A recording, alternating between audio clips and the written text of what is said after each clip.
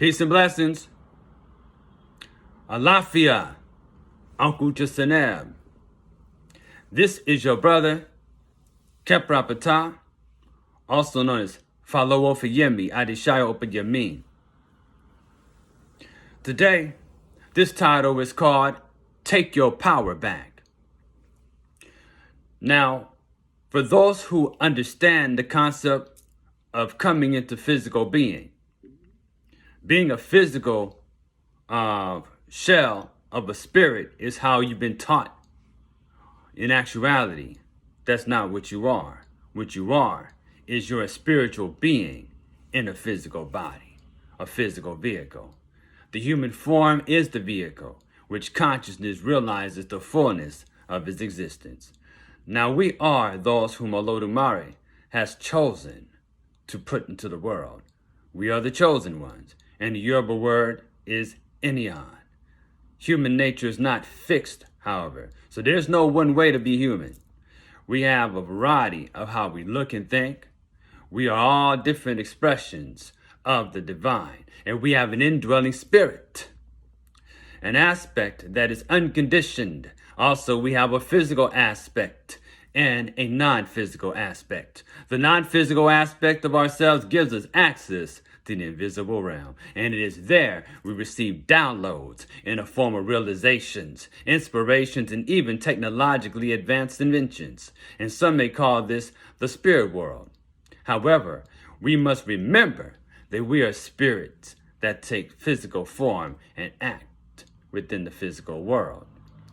There is also the Yoruba teachings of Ifa, where one scripture says, having been created, I shall recreate myself.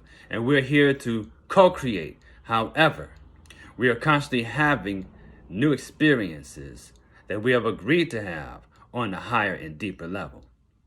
The ongoing repetition of an unproductive process, however, is insanity, and it leads to more suffering. So we are blessed with the ability to change the way we think. The ancient Kemites, also known as the Egyptians, they believed in a legendary being known as Osiris. The African pronunciation of that is Wosir.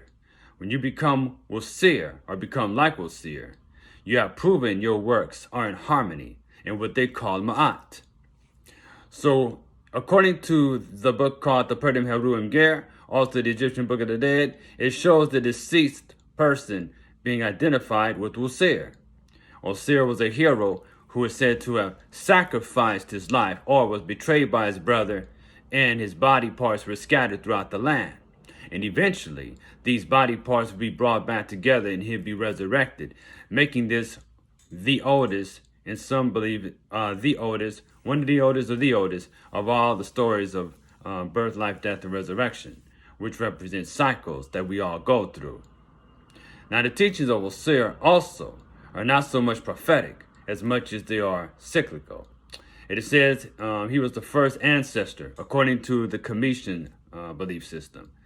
When the Creator rose from the primeval ocean of nothingness, it declares his name was Osiris, and this became a word of power. And this is in the chapters of knowing the creations of Ra and overthrowing Apep. So the priests understand that everything has more than one meaning. We look at the text, we see that these texts that was written by the ancients, it spoke on many different levels.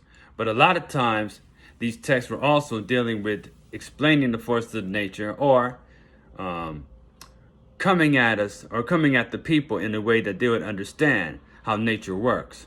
So you had these stories of gods and goddesses, right? The Commission teachings of the Neteru and the Yoruba teachings of the Orishas. And these are aspects of nature that function within us and around us. But they're also cosmic intelligences. And they were given the ability to guide us by the Supreme Being, Yoruba called Olodumare. So understanding each and every one of us have within us the seed of eternal life. The soul goes through a learning experience. The soul is cultivated in the soil of existence. And it takes root like a tree. And it grows and expands. This is human civilization and society as well as the individual. When you cultivate the seeds of your own consciousness, you begin to grow, you expand. Your roots reach deep within the earth, and your branches reach out into the heavens. This deals with your energy field, in which we will eventually get to. Now, Iwa. Iwa is character. In the Ifa practice, character itself is an Orisha, a deity. So if we take care of character and cultivate character, character takes care of and cultivate us. So character is very important. They say that character will always save you. Ifa teaches that we gain our blessings through the cultivation of balanced character. So we're on our life path and we're aligned with our destiny. We shine and our light expands. Problems are meant to be solved, and we are challenged to solve them. This is a part of life. Without problem solving, there is no moving to the next level. There is no problem being kind-hearted. However, sometimes we can be kind-hearted to a fault. So Ifa warns us in the Holy Scripture known as Odu Oshedi to not be so kind unless an old enemy returns. So therefore, we are to set up boundaries as we grow and expand. You have to use discernment. You have to be in harmony. You have to be in alignment. And it's good to have those around you who are seeking the same thing. Ma'at, the ancient Commission word, means that which is level, ordered, and symmetrical. Ma'at also is said to mean truth and balance. So when we have mastery of ourselves, it involves how we deal with our environment.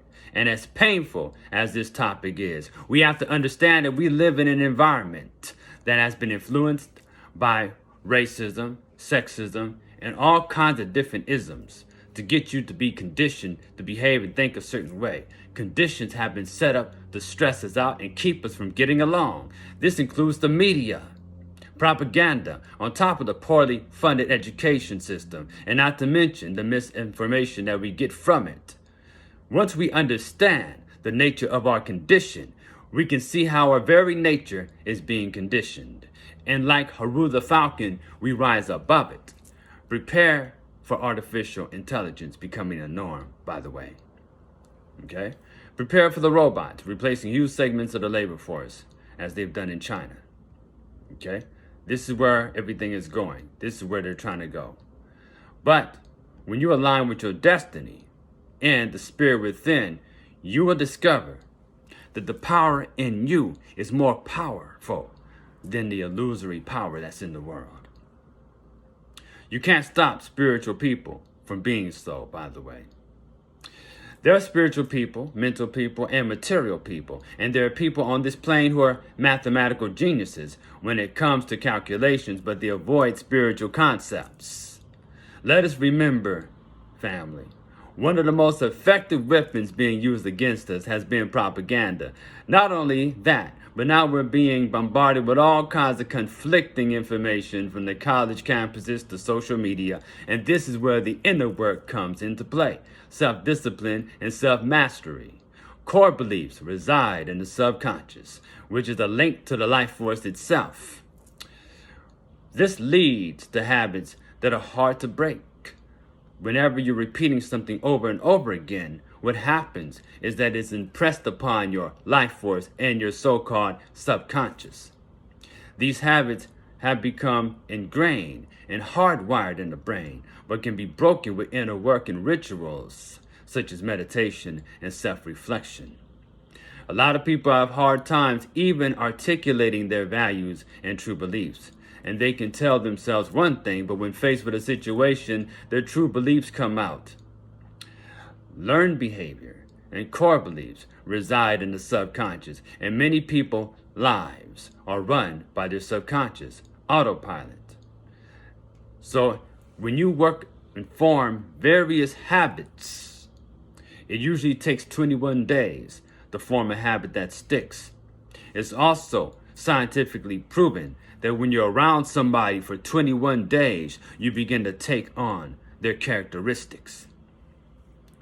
Many of us who consider ourselves intelligent, we believe we've learned to act a certain way in order to survive. We have learned to act ignorant as a people, as a survival method. It's like we have been acting ignorant for so long, we forgot how intelligent we actually are. So now it's time to claim that. Take your intelligence back. And I'm talking about our sisters and brothers of African descent. Yes. We learn how to do this out of a survival mechanism or survival method. Now it's time to go beyond survival, transcend the need to just survive and be creative. Be the gods and goddesses that we speak about. When you return to the realm of the ancestors, you are going to bring with you the stories of the life that you lived here.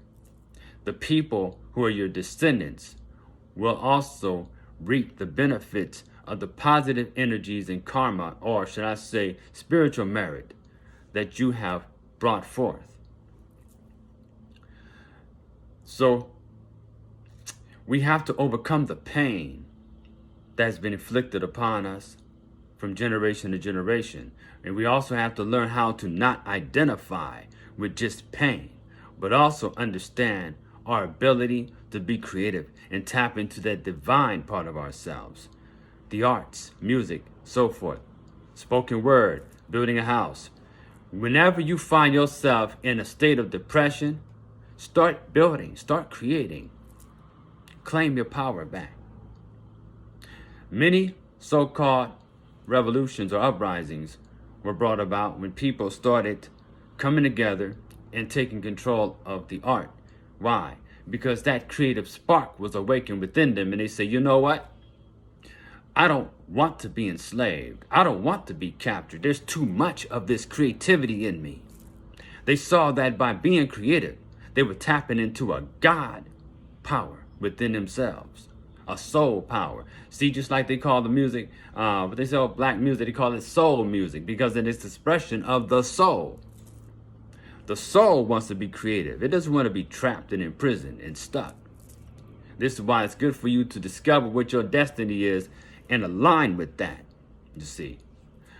Why is it the more I tell some of our people how powerful they are, the more they want to say they're not. They want to keep pointing out how hopeless they feel. And as long as we lack the kind of thinking that will empower us, we will continue to lack power over our lives. See, energy flows where attention goes. Is that too much hotel philosophy for us to understand? Energy flows where attention goes.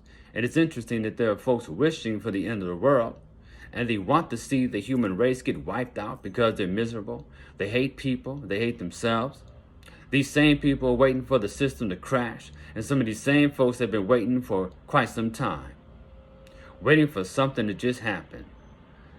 This was supposed to actually have happened decades ago. How many times have you heard that the end of the world was coming? It was supposed to happen in 1914. It was supposed to happen in 1975. It was supposed to happen in 2000 and 2012. How many breaks we going to get? You see what I'm saying is that don't get caught up on something that may happen. Don't get caught up in the fear of the collective. You don't have to be fearful just because everybody around you is fearful. Learn how to move in the eye of the storm.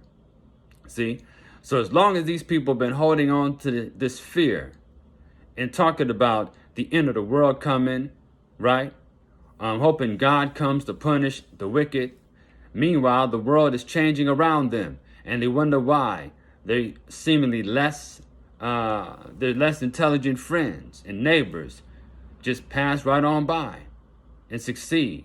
Why? Why are people whom they believe to be less godly than themselves make strides and they don't? Because when you're caught up in judgment, your own judgment will hold you back. Because you're trying to live up to the standards that you're judging everybody else by. And a lot of times those standards are artificial, or they're based on fears and values that come from fear-based thinking. They have renounced the world and they told themselves that they don't want no part of it. That's why they're not successful. Okay?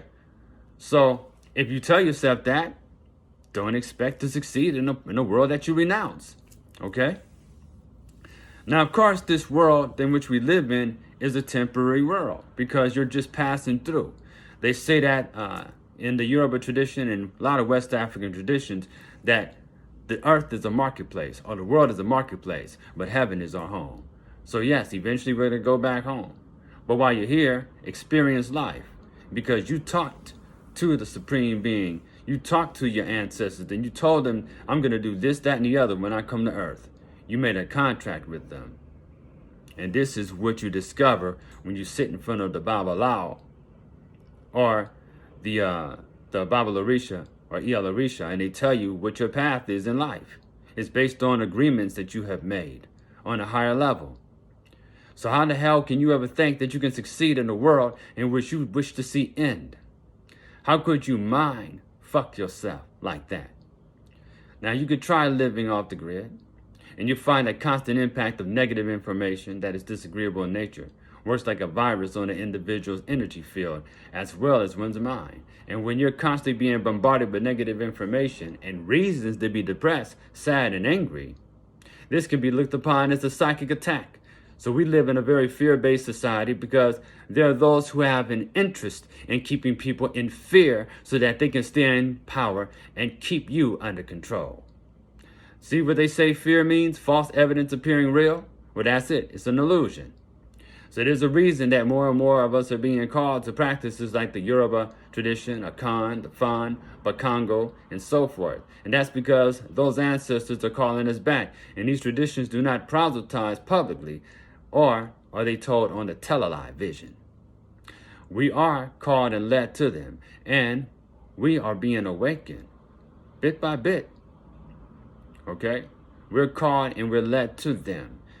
We are the priests, mystics, herbalists, and diviners here on a mission. The evolution will not be televised. And if you're on the path of growth and personal development, trying to become a better person, then all of a sudden, some others on a similar path or similar journey, whether real or pretense, get into a conflict. That's no excuse for you to turn it off and throw the baby out with the bathwater. It's no excuse for you to go back to sleep. Their conflict has nothing to do with you. It has nothing to do with your personal journey. It's the principles we follow, not human personalities. Okay? Remember the word personality comes from the word persona, which means mask, and then it's broken down to mean through sound. And on my other videos, I talk about how you can change your personality with a sound vibration. So we're going to get into more of that soon. But let us continue on our journey. Peace is our true state of nature. People like to refer to the members of the conscious community as Hotep niggas. And this is a reference to those who are Kamites and chematologists and so on. The truth is that the conscious community is a conglomerate of people of African descent, melanated people, blacks, and so forth. And they all have different ideologies and viewpoints. They are NOI, Nation of Islam, Nation of Gods and Earth, Moors, Nuwabians, Hebrews, atheists, and those who practice African traditional religions, right? So I'll be one of them. There's many, okay? It's something that's spreading. It's like it's expanding and so forth. But as we go through this growth spurt in a cultural renaissance, let us also remember the ancestors, because we are our ancestors and they continue to work through us, live through us. We want to make sure, though, that we're taking things further and that we're continuing to expand and move forward. There's a concept called Sankofa, which literally means to go back and get it. The symbol of Sankofa is a bird that looks backwards and flies forward at the same time, meaning that as one advances, one can also reach back. As one advances, you can also reach into the past and connect with the wisdom of the ancients and bring it forth into your being now. In fact, the word educate means to bring that which is within to the surface. Remember what I said earlier, the power in you is more powerful than the power in the world. the artificial, illusory power in which so many people have given their power to. So, what I mentioned earlier, or a few seconds ago, these are all communities that serve different purposes. I'll suggest that we analyze the strong points of these various factions and learn from them, but keep in mind we each have our own purpose in life. And if we can share with each other without feeling the need to force our personal beliefs on each other, we can do great things. We don't have to agree with everything. We don't have to continue the madness that started with COINTELPRO either. The indigenous wisdom teachings that are underground in Kemet teaches that humans are to awaken the 360 Neteru that resides within us. The ancestor Abdul Hakim, mistaken for an Arab but was born of a Nubian mother, taught that the majority of humanity has only 5 of these Neteru activated in our consciousness. The ancient priests of Kemet are said to have been the first to divide the heavens into 36 deacons, the visions of 10.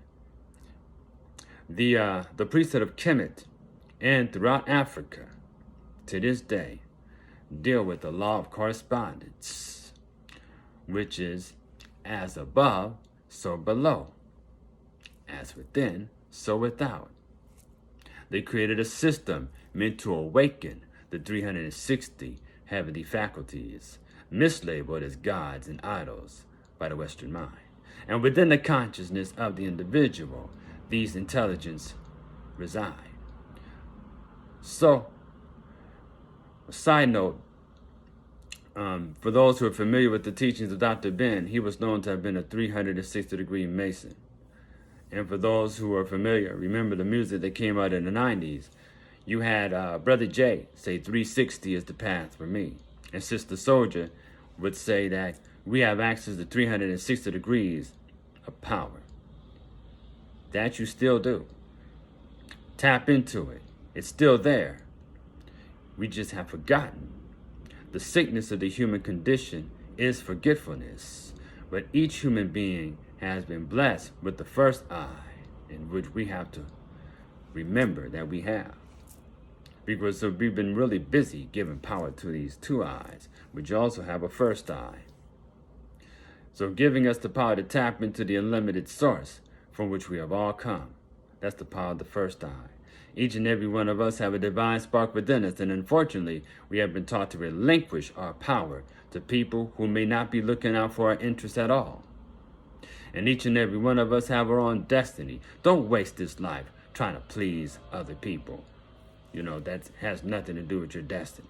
It's very simple. Every leader goes against the grain, which is why many times leaders are met with resistance. And as the leader of your own destiny, you will find challenges.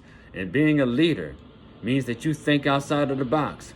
Being a leader means you're willing to meet the challenges. And if this angers you, good. Leaders are good at transmuting their anger into motivation.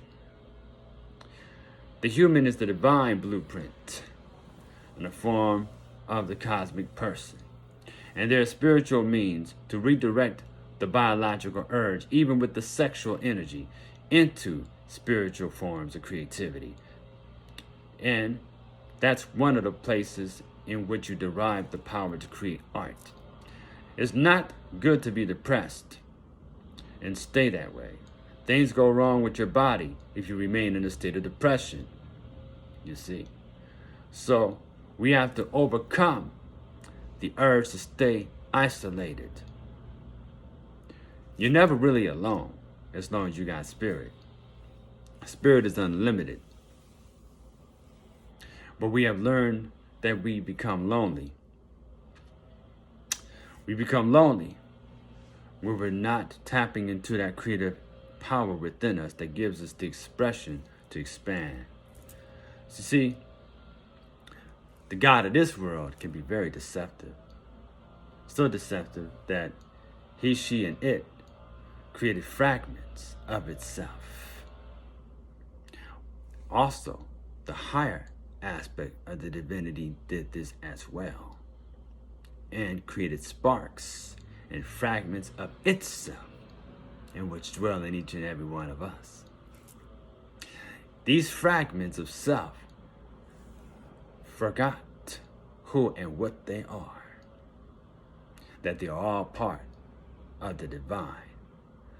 Then the divine in the form of humans created religions that are divisive and force other pieces of him, her, and itself to accept, only to find out later that we're all the God that we've been looking for. We're all parts and pieces of one divine supreme being, and that the religions that we created were in fact limiting us.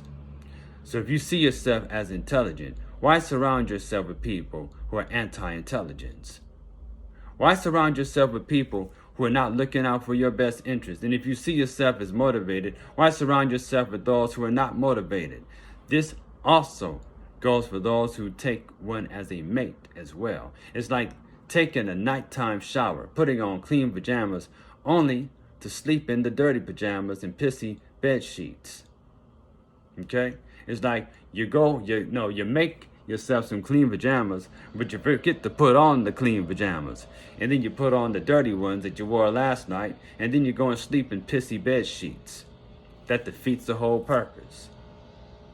Even in the Christian Bible that they've given us, it is hinted that we're not allowed to live forever in the same earthly body. So this life in which we live is transient. But your spirit is unconditioned and not limited, with unlimited ability to be creative and expressive. Take your power back. With that, I leave you, sisters and brothers, with peace and blessings. Till next time, have a beautiful, productive day. Alafia Odabo Hatep.